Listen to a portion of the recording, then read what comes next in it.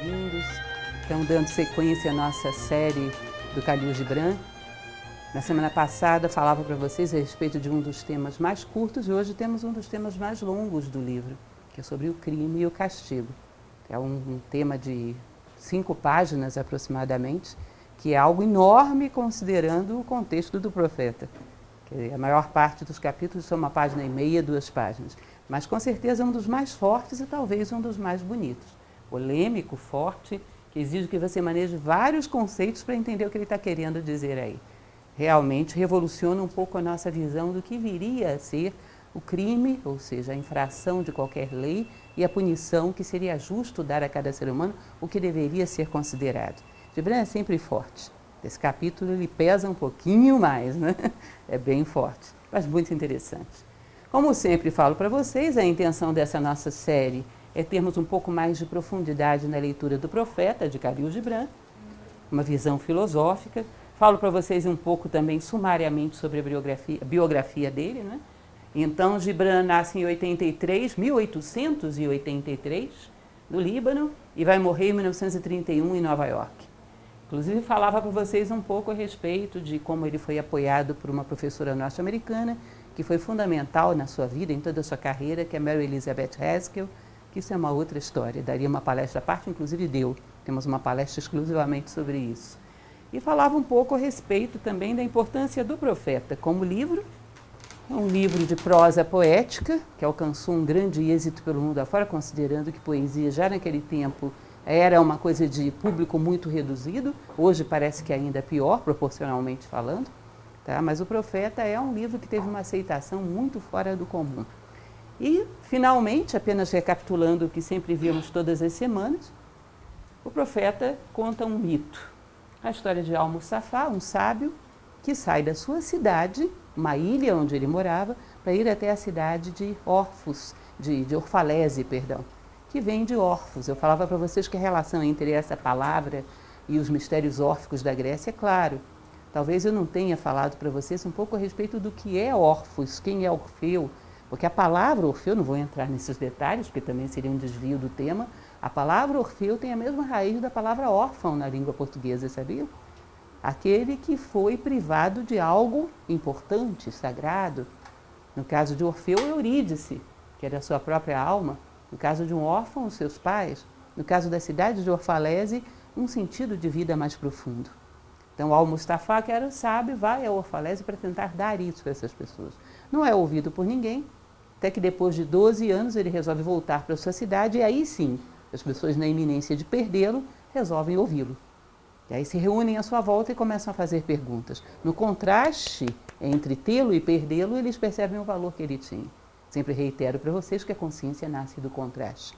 Então começam a fazer perguntas. E o resumo dessas perguntas e respostas é o livro Profeta, cada capítulo sobre uma pergunta. E falava para vocês que tudo isso acontece dentro do homem, é um mito. Essa estrutura mítica, que inclusive Jung falava que é muito semelhante à estrutura da nossa consciência onírica. Todos os personagens somos nós mesmos. É uma transferência para fora de um diálogo interno. Como se ele estivesse acertando contas com a sua consciência depois de um ciclo de vida, que é o 12, um ciclo zodiacal. Acertando contas de toda a sabedoria que ele recolheu na vida. E como eu falava, finalmente para vocês também, sempre há uma relação nos temas sobre quem pergunta, o teor da pergunta e a resposta que é dada, evidentemente. Então, no caso do crime e o castigo, é um juiz que faz essa pergunta. E ele vai entrar em questões tão requintadas que é um daqueles momentos que eu considero que Gibran é impossível sem a filosofia. Num caso como esse, impossível. Porque nós ficamos diante de paradoxos que, se você não tem uma relação filosófica, você não entende o que ele quer dizer. Porque ele não explica, ele sugere. A linguagem dele é simbólica, poética, muito enxuta e muito profunda. Se você não tem aí uma relação filosófica para entender, ontem mesmo eu comentava com alguns alunos meus que eu não teria chance para entender muita coisa de Índia, ou quase tudo, pouco que sei, muita coisa de Egito, tudo que sei, se não fosse uma preciosa ajuda de um Platão, por exemplo. Porque ainda que Platão já seja muito complexo, mas a linguagem grega é mais acessível para nós do que uma linguagem simbólica de um povo como esse. Se não fosse Platão, não teria nenhuma condição de entender muito dessas tradições, o pouquinho que conheço. Tá? E eu digo a mesma coisa em relação a Gibran. Se não fosse Platão, eu não entenderia nada de Gibran. Porque as relações filosóficas que ele faz usando a tradição platônica são constantes. E às vezes outros autores, como vamos ver hoje. Ele é bastante eclético e se baseia muito claramente na filosofia. Como eu já falei para vocês, as cartas que ele troca com Mary Haskell, ele assume isso explicitamente. As referências filosóficas que ele tem. Ele embeleza o pensamento filosófico. Transforma em poesia o pensamento filosófico. Um pensamento que num diálogo platônico é dissertativo é que vira poesia. Mas o teor é muito semelhante. Né? Então vamos lá. O texto, como falei para vocês, é um pouco mais longe. Hoje temos que ter um certo ritmo, né, para conseguirmos ver tudo. A pergunta é feita por um juiz. Então um dos juízes da cidade acercou-se e disse: fala-nos do crime e do castigo. E ele respondeu dizendo: é quando o vosso espírito vagueia sobre o vento que vós, sozinhos e desprevenidos, cometeis delitos contra os outros e, portanto, contra vós mesmos. Isso é uma coisa interessante, se vocês pararem para perceber, aí tem um monte de elementos, vou tentar ser o mais sintética possível, porque a partir do momento, nós viemos falando do sentimento de unidade, de fraternidade, a partir do momento que aquilo que fazemos com os demais, às vezes parece que fere mais a nós do que aos demais, vocês percebem que isso já é um pequeno sentimento de fraternidade e de unidade? Que sentido tem eu ferir alguém e isso doer mais em mim do que nessa pessoa? Se eu já não tenho uma percepção, ainda que inconsciente, da unidade, porque isso é próprio da natureza humana, por muito que a gente não queira ver. E o que ele vai falar aqui é que às vezes o nosso espírito vagueia sobre o vento e nós nos distanciamos dele. Não culpa do espírito, mas a nossa distância deles é exatamente uma relação simbólica com esse vento. Vamos devagar. Existem 4 elementos, segundo as tradições filosóficas, que constituem aquilo que nós chamamos de personalidade, nosso veículo denso no mundo, que é o veículo físico, energético, emocional e mental. E vocês vão ver que é muito comum a relação desses 4 elementos com os 4 elementos da natureza. O veículo físico com terra, o veículo energético com água, a água correndo nos sugere energia, né? O veículo emocional com ar e o veículo mental com fogo, esse fogo vertical e iluminador. Então, quando você diz que venta demais e esse vento te distancia do espírito, significa o teu descontrole emocional faz com que você perca o contato com a tua verdadeira essência. O espírito vagueia em cima dessa tormenta do vento. Percebam como é inteligente essa relação com os 4 elementos, porque o nosso emocional parece muito com o ar, gente. Suave, é uma brisa que beija o teu rosto. E enfurecido, não parece um tornado? Que sai arrancando tudo com pensamentos circulares, sustentando, né? As emoções girando e atirando tudo para cima.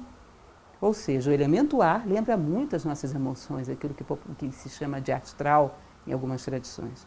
E essas emoções desordenadas fazem com que o espírito se distancie. Então, essa é uma questão curiosa que eu falava para vocês, inclusive para aqueles que têm acompanhado a sequência do Gibran, que normalmente nos nossos momentos de decisões mais difíceis da vida, perdemos o controle emocional. Platão, inclusive, falava que isso era coragem, manter a lucidez em momentos limites. Isso para ele era coragem, segurar as rédeas de si mesmo e não de outras coisas externas, isso é consequência.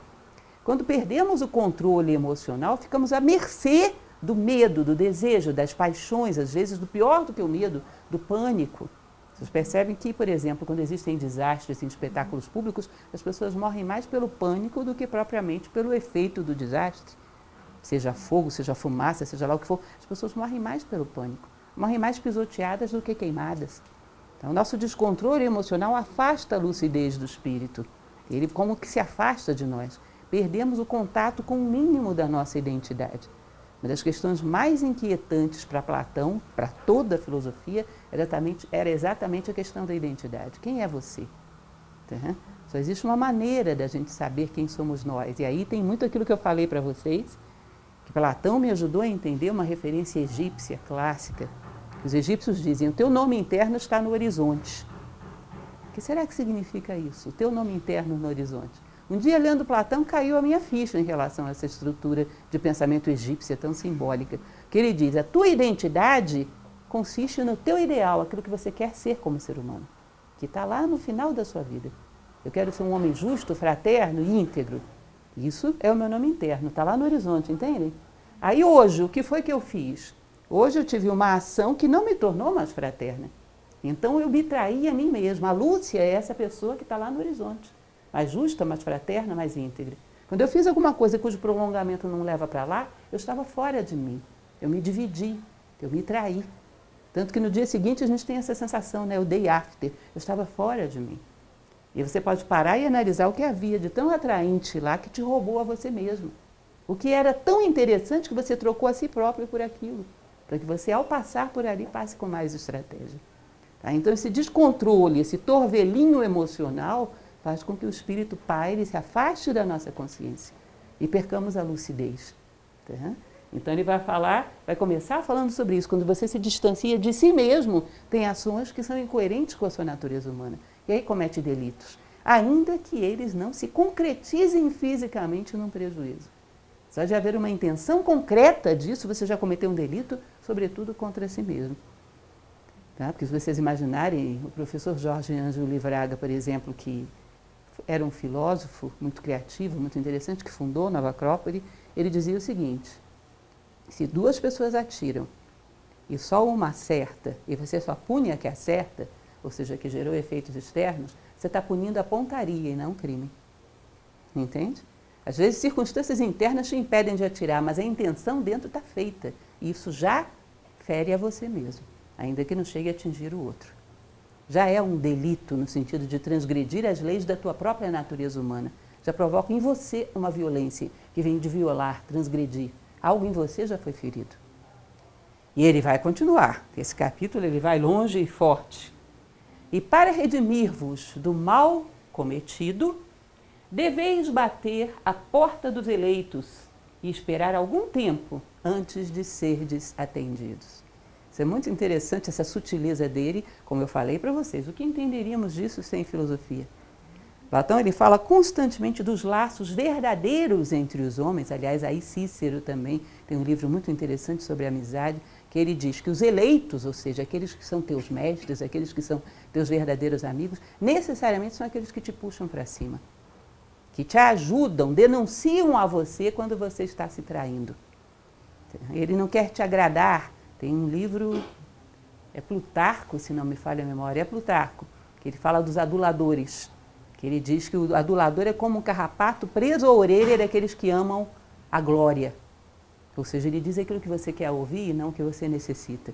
Aqueles que você elegeu cuidadosamente para serem teus verdadeiros amigos, para serem teus mestres, seus orientadores, bate a porta deles, porque alguém precisa te ver fora das tuas paixões. Alguém precisa te ver fora das tuas alienações e te dizer, olha, porque eu te amo, eu digo, você está totalmente errado. E se você não tem essa pessoa, não desenvolver um laço profundo, é muito difícil você ter onde se segurar numa situação de insensatez, quando a lucidez se vai. Entendem isso? E aí é que são os verdadeiros sentimentos. Os verdadeiros sentimentos consistem naqueles que te dão asas. Não sei se vocês conhecem um poema de uma poetisa brasileira chamada Adélia Prado. Me desculpem se eu errar alguma palavra, mas eu acho muito interessante, muito bonito. Que ela diz o seguinte: minha mãe dizia que a coisa mais fina do mundo é estudo.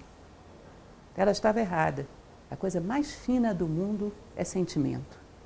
Aquele dia, meu pai ficou trabalhando até mais tarde e ela disse, coitado, dando duro até essa hora. Colocou prato de comida no forno, deixou chaleira com água quente em cima do fogão. Não falou de sentimento, não falou de amor, essa palavra de luxo. É simplesmente isso. Mas eu acho tão bonito isso.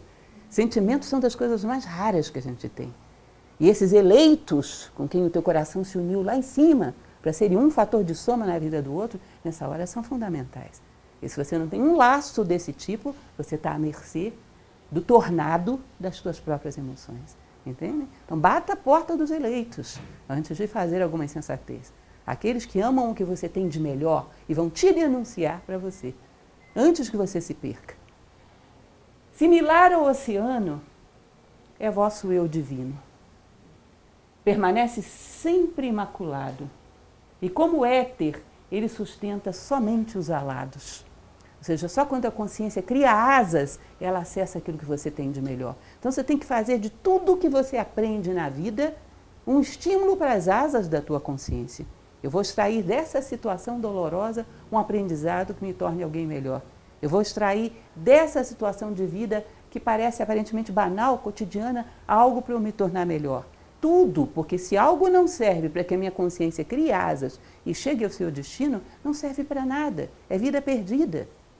E é um desperdício jogarmos vida fora. Todos os fatos têm que nos dar uma mensagem, um recado. Temos que extrair daí a gota sagrada que nos permita alimentar as nossas asas e voarmos cada vez mais alto. Porque você só chega a esse local, que é a tua essência, quando a consciência levanta voo. Quantas vezes a nossa consciência tem levantado voo? O quanto temos treinado esse voo livre da nossa consciência através das coisas. Porque essas coisas todas vão passar, são todas perecíveis. O sentido real delas é nos ensinarem a voar. E se nós não extrairmos isso delas, elas não serviram para nada. E similar também ao sol é vosso eu divino. Desconhece os caminhos das tocas e evita o covil das serpentes. Ou seja, o nosso eu divino tem vocação solar, luminosa, vertical, transmutadora. E se nossa consciência desce para as sombras, não vai nos encontrar aí. Aí vamos encontrar todo tipo de alienação e de manipulação e de mutilação, inclusive. Quando a nossa consciência desce aos buracos escuros das paixões, dos desejos, dos rancores, nós não vamos nos encontrar aí. Podemos encontrar de tudo, menos a nós mesmos. Nosso eu divino tem vocação solar. Vocês vão ver isso entre os astecas, a alma colibri, que vai à esfera do sol. Isso é universal. Sempre a ideia de que a nossa consciência tem que criar asas. Platão fala sobre isso também no seu Fédon, no mito dos cavalos alados. Nossa consciência tem que criar asas através das experiências. Para isso viemos. Nisso consiste, em última instância, a vida. Mas vosso eu divino não habita sozinho o vosso ser. Em vós, muito é ainda do homem. E muito ainda não é do homem, mas apenas de um pigmeu disforme, que vagueia sonâmbulo nas brumas, à procura de seu próprio despertar. É do homem em vós que quero agora falar, porque é ele, e não o vosso eu divino ou o pigmeu, que vagueia nas brumas, que conhece o crime e o castigo do crime. Ou seja, não é o eu divino ou o pigmeu que conhece o crime e o castigo do crime. Em primeiro lugar, por quê? Imaginem isso. É um dos esquemas mais antigos para representar o homem que temos. É chamado na Grécia do caduceu de Mercúrio. Imaginem aqui você tem o pigmeu do qual ele fala. Um eu animal, grosseiro, disforme, que não tem do ser humano mais do que a forma. Aqui em cima você tem o eu divino. E aqui no meio o eu humano. Quem faz escolhas aqui? O pigmeu não tem como fazer escolhas, ele é de natureza animal e vai tender sempre para onde? Para o animal. Instinto de sobrevivência e instinto de perpetuação da espécie. O eu divino não tem que escolher, ele já está escolhido. Ele tende sempre para valores, virtudes e sabedoria. Mas a nossa consciência é como um elevador, que agora está parada aqui. E ela tem que escolher se vai descer ou se vai subir. Portanto, ela tem que saber quando traiu a si própria, quando tomou a direção que não é humana, quando não cumpriu o seu papel na natureza. É ela que faz escolhas, é ela que comete delitos, é ela que cria virtudes, é ela que pode optar. Lembrem daquilo que eu falava para vocês numa ocasião, falo isso porque a maioria de vocês tem acompanhado essa série, que era uma frase de Nietzsche, que eu acho muito interessante, também não sei ipsis literis, palavra por palavra, mas consiste mais ou menos no seguinte, que ele diz que o homem é uma corda estendida sobre o abismo, uma corda estendida entre o animal e o super-homem. Um perigoso avançar passo a passo, um perigoso tremer, hesitar e parar, um perigoso retomar cautelosamente o caminho. Uma corda estendida sobre o abismo. Isso é o eu humano. Ele que acerta, ele que erra, ele que está tentando, ele que quer saber. Os outros dois já estão muito decididos. A consciência humana é que está tentando achar o seu caminho. Ou seja, eu vou falar sobre o crime e sobre o castigo para o homem. O animal não tem escolha, e o eu divino já escolheu. Entendem isso? Você não pode convencer um animal a ser virtuoso, ele é instintivo, e o animal externo e o interno é a mesma coisa. Esse pigmeu disforme é o eu animal em nós. E o divino é divino por natureza, já escolheu. O que fica incerto aí no meio do caminho é o eu humano. Aí os gregos diziam que quando a gente consegue acertar o eu humano, colocar ele no lugar certo, alinhá-lo e fazer com que ele se eleve, nós nos tornamos, porque isso aqui era um bastão que ficava na mão do deus Mercúrio. Não sei se vocês já viram aquele que tem um capacete com asinhas e asinhas no calcanhar. Eles diziam, quando você alinha os 3 mundos, você se torna uma ferramenta na mão de um deus. Teu próprio deus interior. Tá? Isso é o caduceu do deus Mercúrio. Uhum. Então ele vai falar, é o homem que eu vou ensinar sobre o crime e sobre o castigo. Frequentemente tenho-vos ouvido falar daquele que comete uma ação má, como se não fosse dos vossos, mas um estrangeiro entre vós, e um intruso em vosso mundo. Mas eu vos digo, da mesma maneira que o santo e o justo não podem elevar-se acima do que há de mais elevado em vós, assim o perverso e o fraco não pode descer abaixo do que há de mais baixo em vós. Isso é uma coisa curiosa e interessante. Vocês percebam que existe um espectro da condição humana. O mais nobre não pode ir mais elevado do que aquilo que existe de mais nobre dentro de você. E o mais baixo não pode ir mais baixo do que aquilo que existe de mais vulgar em você. O céu e o inferno dentro de você. Somos o microcosmo. Tudo que existe fora existe dentro de nós. O homem é a miniatura do universo, esse é o simbolismo daquele homem vitruviano de Leonardo da Vinci. O microcosmo, tudo existe em potência dentro de nós. Jung costumava falar de uma coisa muito interessante. Esse microcosmo que tem dentro de você, onde tudo que está fora está representado dentro, tem 2 possibilidades. Se você conhece, você domina. Se você desconhece, vai ser dominado. É interessante percebermos isso. Quando eu falo para alguém, digamos, que eu esteja conversando, orientando alguém, olha, você está com um problema de preguiça. E essa pessoa me diz, não, que isso? Você está enganada, é de mim que você está falando? Não. Eu já fico em alerta, vai cair. Não está vendo. Agora, se você chega para uma pessoa e diz, olha, você está com um problema de preguiça, estou mesmo, mas eu estou vendo, estou de olho, estou lutando, cria uma estratégia que agora vai dar. Eu tenho confiança, mas essa estratégia vai dar. Já está vendo, está lutando, vai controlar. Percebem? No nosso caso, tudo se trata de uma questão de consciência. O que evolui é a consciência. Viu? Vai integrar mais cedo ou mais tarde. Está num processo de conquista, vai integrar. Então, todas essas coisas existem representadas dentro de nós. Daí que nós temos que ter muito cuidado com uma coisa chamada karma da crueldade. Porque nós não sabemos, vocês conhecem, já devem ter ouvido falar dessa ideia da lei do karma, que é uma ideia indiana, que fala que todo desvio da lei do universo, toda ação, é uma reação que te conduz de volta para o caminho. O karma da crueldade é dizer, esses assassinos, esses bárbaros, esses trogloditas, como diz a tradição cristã, nunca diga, dessa água não beberei. Você não sabe aonde as circunstâncias da vida ainda podem te levar. Tenha compaixão, seja moderado nas palavras. Não fale mais do que você pode ser. Tenha cuidado com as palavras. Porque nós nascemos num conjunto de circunstâncias que nos privilegiou muito.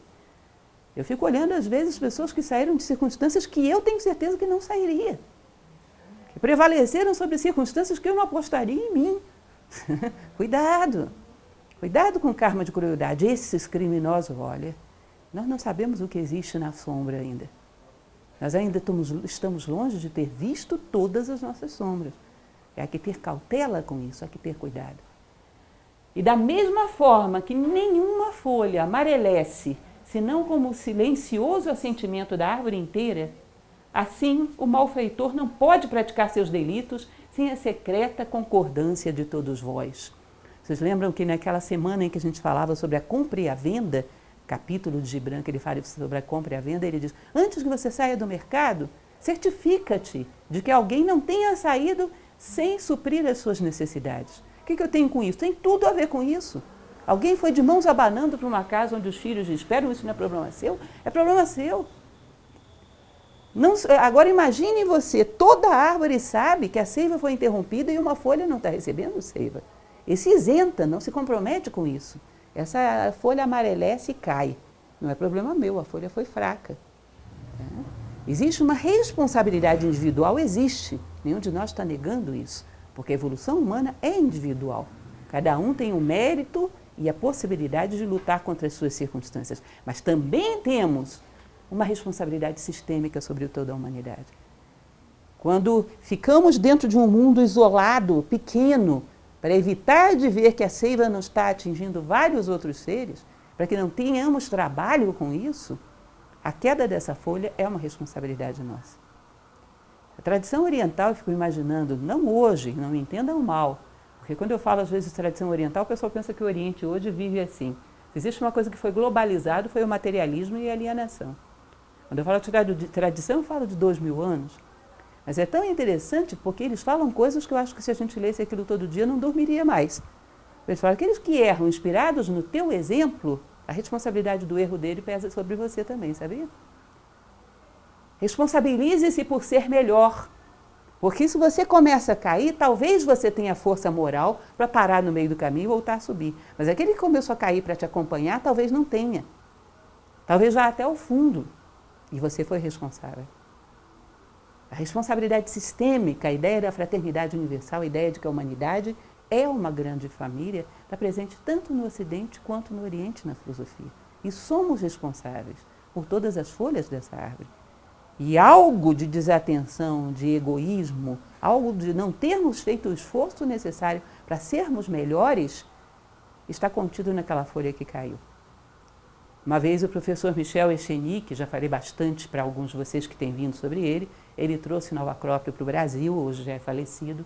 Ele falava uma coisa que também é uma estrutura oriental muito pouco conhecida no Ocidente, que eu achei muito interessante. Uma coisa chamada karma futuro. Ele dizia, imagine que você caminhe em direção à sua evolução, não muito rápido, mas no ritmo que você pode caminhar, mas com responsabilidade, sem pressa e sem pausa. Você caminha em direção à tua evolução como ser humano. Nessa direção vem alguém que também necessita de referenciais e que já foi enganado muitas vezes, já foi manipulado muitas vezes, já jogaram construções muitas vezes. E essa pessoa vai cruzar com você num determinado ponto aqui no futuro. Você é a última esperança dela. Se você não estiver lá, é abismo.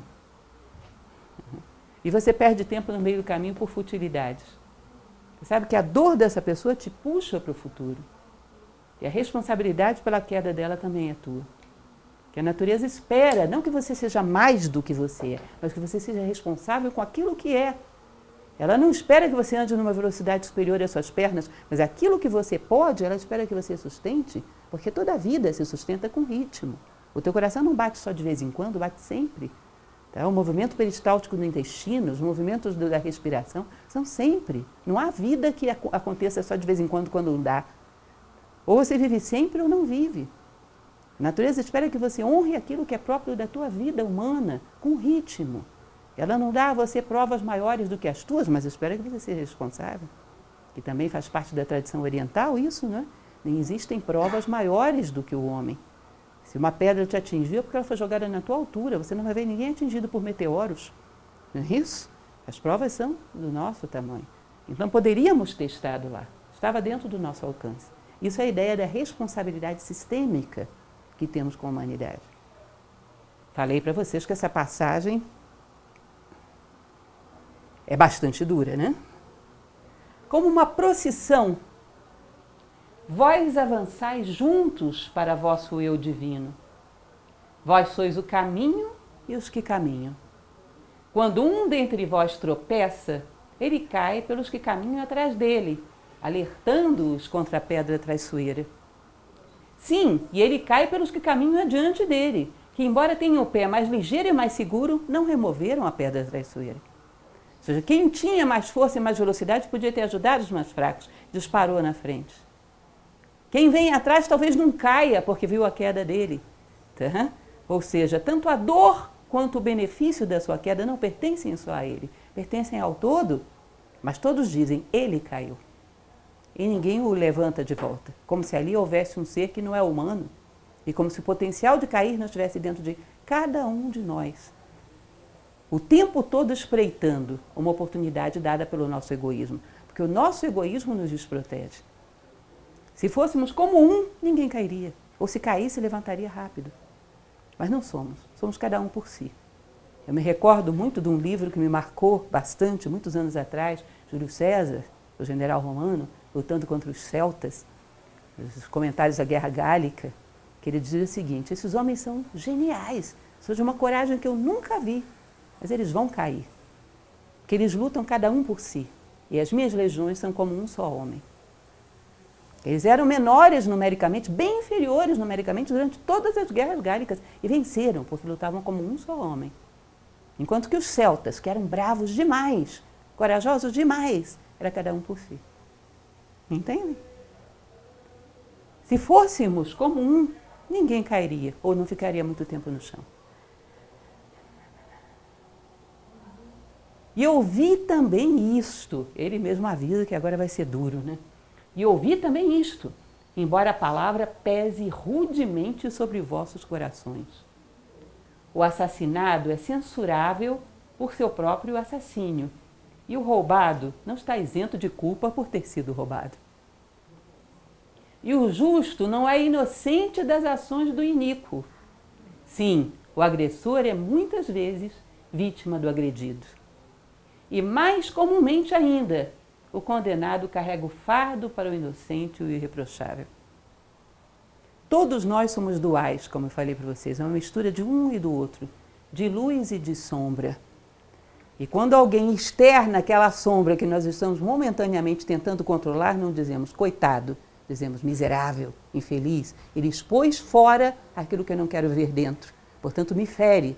É como aquele exemplo do preguiçoso que eu falava ainda há pouco para vocês. Se você tem um problema com a preguiça, um preguiçoso te ofende, te provoca ódio e não compaixão. O sentimento de ódio, como dizia Jung, é uma projeção externa de algo que você não aceita ver dentro. E se não aceita ver dentro, mais cedo ou mais tarde vai ter que externalizá-lo. Tá? Você não aprende através da reflexão, porque a experiência de um homem, através da reflexão e da compaixão, poderia nos ajudar a superar esse problema sem precisar vivê-lo. Mas como somos cruéis, como negamos a experiência fora, teremos que externalizá-la e vivê-la. Ou você aprende pela reflexão ou pela experiência. E se não aprende pela reflexão, a experiência é inexorável. E percebam que essa dualidade existe dentro de todos os seres. Você não pode dizer, eu não faria. Você pode dizer, eu não faria em condições que eu conheço. Mas eu não sei o que a vida trará. Tá? Portanto, eu faço todo o possível para que essa pessoa possa se levantar, porque eu não sei o que eu ainda tenho pela frente. E não é só por isso, é porque é a minha obrigação mesmo. O outro cair ou eu cair, nós teremos que ter a consciência de que no final ou chegaremos juntos ou não chegaremos. A tradição Zen, eles têm um sutra que eu acho muito bonito, que eles chamam de Mahaprajna Paramita Hridaya Sutra. Curtinho. Ele diz o seguinte, ide juntos, mais além do mais além, até a realização última. Juntos. Não interessa a libertação individual. Interessa aquele que se compromete com a humanidade. Ele diz que todos aqueles que chegam à sabedoria, vocês acham que eles fazem o quê? Viram para trás e dão um tchauzinho e vão embora? Voltam para contribuir e compartilhar aquilo que conquistaram. Esse é o destino dos homens que chegam à sabedoria. Porque se são egoístas, não chegam. Uhum. Então a dor do outro seria um motivo para eu me comprometer mais. Eu vou procurar superar esse problema por essa pessoa. Ainda que seja só isso que eu posso fazer nesse momento. Eu vou lutar contra esse problema por essa pessoa, para que ela possa superá-lo com mais facilidade. Eu vou crescer por ela. E em nome dela eu vou me tornar um ser melhor. Para que eu possa puxá-la para cima, porque isso é problema meu. Tem uma passagem do taoísmo, que quando eu li, eu me recordo como se fosse hoje, que aliás Lao Tse consegue ser muito mais complicado de entender do que Gibran. Tem horas que é desconcertante, que ele diz o seguinte, o invejado tem culpa pela inveja que ele provoca, pela maneira como ostenta o seu êxito. Há homens que são vitoriosos e são como uma pluma, não pesam nem ferem ninguém com a sua vitória. Vocês conseguem entender isso? O invejado tem culpa pela inveja que ele provoca, pela maneira como ostenta a sua vitória. Ele fere os demais. Alguns são como uma pluma. Ele diz, os sábios de antigamente, a única coisa que a gente sabe dizer deles é que existiram. Não eram cobertos de elogios, cumpriam com discrição o seu papel, por amor, por compaixão. Aqueles que são invejados têm responsabilidade sobre pela inveja que provocam sobre si, pela maneira como ostentam a vitória, a forma pontiaguda como ostentam a vitória, humilhante. Vós não podereis separar o justo do injusto e o bom do malvado, porque ambos caminham juntos diante da face do sol. Exatamente como os fios branco e negro são tecidos juntos. E quando o fio negro se rompe, o tecelão verifica todo o tecido e examina também o tear. É interessante? Platão ele dizia que na sociedade perfeita, na sua república, quando uma pessoa falha, antes de julgá-la, eles iam julgar o mecanismo de governo que a regia, se não foi omisso. E as pessoas precisam de governo por uma razão, porque não têm discernimento para governarem a si próprias. Se elas têm um governo que não vela por elas, não serve para nada, o primeiro que tem que ser punido é ele. Qualquer tipo de punição teria que ser proporcional ao nível de consciência que a pessoa tem. Se ela está dentro de um nível de consciência que necessitava ser tutelada pelo Estado, o Estado foi omisso, a responsabilidade, em primeiro lugar, é do Estado, que deveria ser punido. Entendem isso? Ela não teria como avaliar conscientemente as consequências da sua ação. O Estado teria. E sabia que ela não tinha consciência para isso. E não a tutelou. É como uma mãe que deixa uma criança atravessar sozinha a rua. A primeira coisa que se avaliaria seria isso. Ou seja, o tecelão não avalia só o fio que rompeu. Ele avalia todos os fios, inclusive o tear. O que aconteceu aí? Que expôs a uma pressão excessiva um fio tão frágil. Deveria ser um tear inteligente o suficiente para trançar a trama e a urdidura, não pondo tensão onde não pode. E se ele não faz isso, o tear falhou, e não só esse fio. O fio é o que é. E deveria ter alguém com mais consciência, que é o tecelão, que examinasse a tensão que foi colocada sobre esse fio. E a responsabilidade é do todo, não só dele. Entende? Se um dentre vós põe em julgamento a esposa infiel, que pese também na balança o coração de seu marido e lhe meça a alma com cuidado. E aquele que deseja fustigar o ofensor, que examine a alma do ofendido. E se um dentre vós pretende punir, em nome da retidão, e derrubar as árvores do mal, que observe as raízes da árvore, e na verdade verá as raízes do bem e do mal, do frutífero e do estéril, entrelaçadas no coração silencioso da terra. Nós percebemos que o egoísmo é um tipo de violência velada, que faz com que o outro chegue psicologicamente a uma situação limite. Muitas vezes o egoísmo coloca os seres humanos à beira do abismo, e nós esperamos que bata uma brisa que empurre. Não julgamos quem leva os seres humanos à beira do abismo. Eu me recordo que, em uma ocasião, vivi uma situação interessante, essas sincronicidades da vida. Eu passava em direção ao Parque Shopping e havia uma propaganda de uma determinada grife de roupas femininas e uma fotografia de uma menina com um vestido vermelho muito, muito sensual. E pelo que me parecia, que eu não sei julgar tão bem a idade, não devia ter mais do que uns 10, 11 anos de idade. No dia seguinte, eu pego o Correio Brasiliense e havia lá um projeto de lei que punia mais duramente os pedófilos. E eu fiquei com a impressão, somos morcegos, mordemos e depois sopramos. Percebe? Induzimos uma pessoa que já tem uma certa tendência a uma patologia, geramos essa erotização da infância constante, na mídia, no comportamento. Me recordo, minhas filhas eram pequenas, as festas infantis tocavam El Chan. Uma erotização precoce de uma criança, diante de uma pessoa que tem uma tendência instintiva desequilibrada, uma psique não muito harmoniosa. Você percebe que você não está tentando poupar essa pessoa de si próprio? Não a protege de si próprio, você a empurra para o abismo? E depois, quando ela cai, pedófilo. Sim? Psicopata. Vocês percebem que a sociedade conduz para onde? Ouçam os sons à volta de vocês. Quantos deles apelam para o instinto inconscientemente? As músicas que vêm do carro que está parado do teu lado no engarrafamento falam de quê? Os outdoors pela rua. As propagandas no jornal. Aquilo que nós chamamos de cinema, de teatro, hoje apela para o quê? Incita o tempo todo os instintos. Se uma pessoa está num padrão de controle, de normalidade, talvez baixe um pouco a consciência naquele momento. Depois recupera. E uma pessoa que já está lá embaixo? Se baixar um pouco, já caiu no crime. Já caiu no ilícito, percebe? E a mesma coisa que te baixou, te deixou momentaneamente instintivo, o outro torna um criminoso. E nós deveríamos saber que existem essas pessoas e velar por elas. Não atiçar um animal que por si já está selvagem, educá-lo, dar a ele condições de autodomínio, não ao contrário, para isso existe a civilização. Para isso existe a cultura, cultos, cultivar, trazer à tona o que o homem tem de melhor. Pitágoras dizia aos seus discípulos que cada pessoa com que você esteja, você traga à tona o que ela tem de melhor, porque todos têm algo de luminoso dentro de si. E se você é a luz, para ele se comunicar contigo, terá que trazer à tona o que ele tem de melhor. Portanto, você vai deixar um rastro de luz. E diz que os pitagóricos eram assim. Por onde passavam, deixavam rastros de luz, porque não tinha como se você se comunicar com ele se não puxasse à tona o mais luminoso, porque ele não falava outra língua. Olhem para trás e vejam o rastro que a gente deixa. Muitas vezes para a gente dá para contornar, pelo menos por enquanto, baixa a nossa consciência e volta em outro. E às vezes aquela atitude agressiva que eu tive no trânsito, dali a 10 minutos, talvez eu tenha me controlado, e o outro, se era violento. Onde ele foi descarregar essa cólera? E eu não tenho participação nisso? Eu sei que existem esses seres humanos. Há crianças dentro daquilo que a gente chama de homens adultos. Eu me recordo de uma situação que também já contei para vocês, muito simples, mas conto exatamente porque a gente tem que aprender que se filosofa sobre qualquer coisa. Eu morava em João Pessoa e caminhava todos os dias na beira da praia. E um dia sentei para descansar e havia um rapaz dos seus 30 e poucos anos com uma criança no colo, seu filho, e o filhinho dele dormia no seu ombro.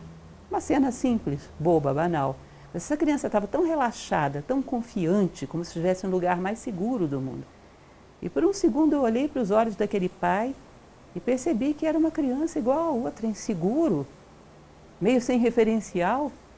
Eu pensei, poxa, toda a humanidade está precisando de colo. São todas crianças. Aquela criança tão tranquila, achando que estava num lugar seguro, ela não sabe que ela estava no colo de uma outra criança como ela. Alguém precisa crescer para dar colo para a humanidade. Estão todos desconsolados, perdidos. Alguém precisa crescer para ser o adulto que dá colo para a humanidade. São crianças do ponto de vista moral, do ponto de vista humano. E vós, juízes, que desejais ser justos, que julgamento pronunciareis contra aquele que, embora honesto na carne, é ladrão no espírito? Aquele que as circunstâncias beneficiaram, ele não manifestou o crime, mas o crime está fortemente enraizado na sua alma. Só deu sorte. Teve facilidades e as circunstâncias também não propiciaram que esse crime se manifestasse. Como você vai julgar isso? Se você julga só por quem deu o tiro, lembrem, está julgando a pontaria e não o crime. E como punireis aquele que assassina o corpo, mas é ele próprio assassinado no espírito? Que ele chega aos limites da loucura porque foi constantemente violentado psicologicamente pela vida fora. Em determinado momento cai. Como julgar isso? Vocês percebem que o ser humano é muito complexo para ser julgado por fórmulas tão simples? E como processareis aquele que, impostor e opressor nas suas ações, é também molestado e ultrajado? Não é à toa que Platão dizia, mais uma vez, a República, um médico, um bom médico, seria interessante que ele já tivesse padecido de algumas enfermidades, para ter um pouco de compaixão pelo seu paciente, para saber como resistir à dor, para saber como se curar. Agora, um juiz não pode ter padecido de doenças morais. O médico pode ter padecido, e é bom que padeça de algumas doenças físicas. O juiz não pode padecer de doenças morais. A pessoa não tem o requinte necessário, a pureza e a compaixão necessária para avaliar essa coisa complexa que é o ser humano, com um mínimo de lucidez e de acerto. Quem são os juízes da nossa sociedade? Quem atenderiam essa mínima condição platônica? Percebe que a gente pede condições técnicas e não condições morais, em geral?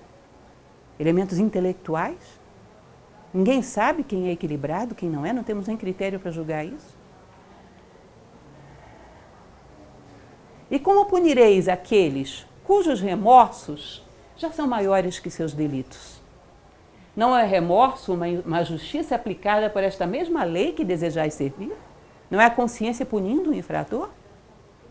E contudo, não podeis impor o remorso ao coração do inocente, nem retirá-lo do coração do culpado. Espontaneamente, ele gritará na noite para que os homens despertem e reconsiderem. Percebem que o castigo não é vingança, é educação. A vingança é imoral. Santo Agostinho já dizia que a vingança é um tipo de ateísmo inconsciente. Você acha que se você não fizer alguma coisa, nada acontecerá. É imoral a vingança. O castigo não é vingança, o castigo é educação. E se essa pessoa já se arrependeu profundamente, ela própria já não aplicou a lei sobre si e corrigiu? Se é um infrator e não se arrepende, o fato de você colocá-lo recluso vai fazer com que ele se eduque? A reclusão gera consciência por si só? Não. E se é uma pessoa que não foi reclusa, mas se arrependeu profundamente, a reclusão vai somar alguma coisa a ela? Também não. Vocês percebem que necessitaria de um profundo conhecimento da natureza humana, porque às vezes em situações externamente idênticas, teria que ser aplicado penas diferentes? Quem está na condição de avaliar isso numa sociedade onde os aparelhos cresceram tanto e os homens tão pouco?